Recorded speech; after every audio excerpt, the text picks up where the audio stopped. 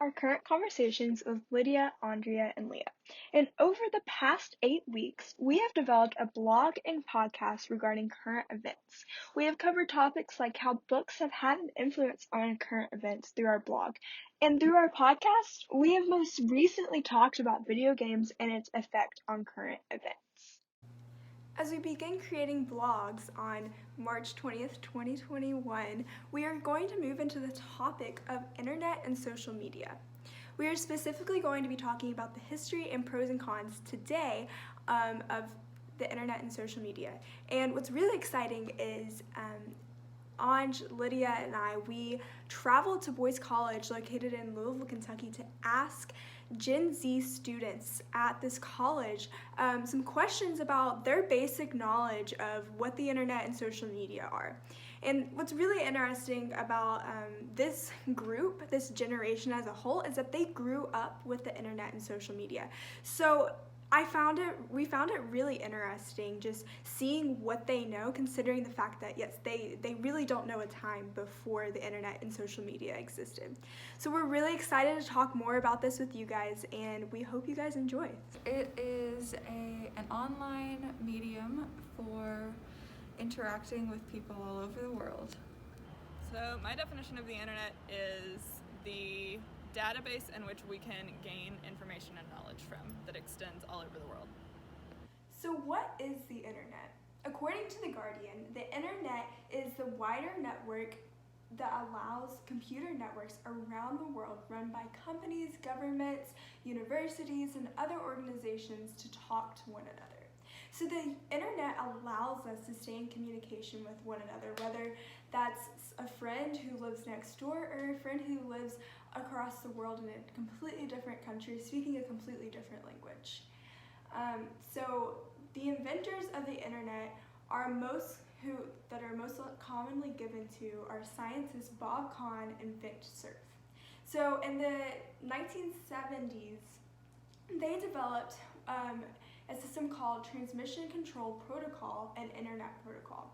So this is a communications model that sets standards for how data could be transmitted between multiple networks. And so as a result, they set the standard for future communication through the development of the internet. And from the internet came social media. What we found interesting with our responses from the question, what someone's definition of the internet is, we found that most people, when they think of the internet, they think of communication, they think of staying connected with people. And so that's exactly what the internet does, and that's exactly what Bob Kahn and Vint Cerf did. They had a vision that the world would stay connected, and scientists before them who came up with the telegraph and the radio, they had a vision to see the world connected. And in 2021, we have never seen the world so connected before. To look up different things I do not know, and then to watch tutorials or read blogs.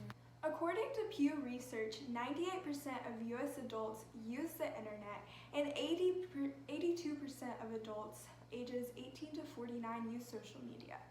And so because of this data, that's why we developed this question that we asked students here at Boyce College of why it is they use the internet and social media, because the majority of U.S. adults use the internet or use social media. And so why do people use this? According to our research, we concluded that there are 3 primary ways that you can use the internet and social media. And these 3 are to be informed, to communicate or stay connected, and to be entertained. So to be informed, you can use the internet for a research paper or to look on a news website in order to stay informed on the latest politics or an election year like we were just in 2020, or to stay up to date on COVID-19 statistics as we are living in a pandemic. You can use this to communicate and stay connected, whether you're on Facebook and want to stay connected with your family members, on Instagram and you want to see your friends and what they're up to, or you're texting someone using the internet, using Wi-Fi, wireless connection in order to stay connected with someone, a friend who you don't see quite often, or maybe someone you see every day and you just need to text them about something. And then also to be entertained. On your phone, you can download apps like Netflix, or you can open up the internet browser to watch something like Hulu, or maybe you want to go to YouTube and watch a video. Whatever it may be, all of these require the internet, and most of these are some form of social media. And we thought that it was interesting because most of the answers were to stay connected. That's why that they use the internet and social media, because they want to stay connected. And that's essentially what the internet is. And it's beautiful, and it's amazing to see that we live in a world that allows us to stay connected. I would answer both. I definitely think there's a positive side of social media, but there's also a very negative side of social media. Definitely negative. The last question that we asked students was whether or not they believe that social media has had a negative or positive impact on their lives. And the majority of them said both, and some of them said that it's only had a negative impact on their lives. And this is something that we need to explore, especially as we look at the negative impacts that social media has on an individual's life.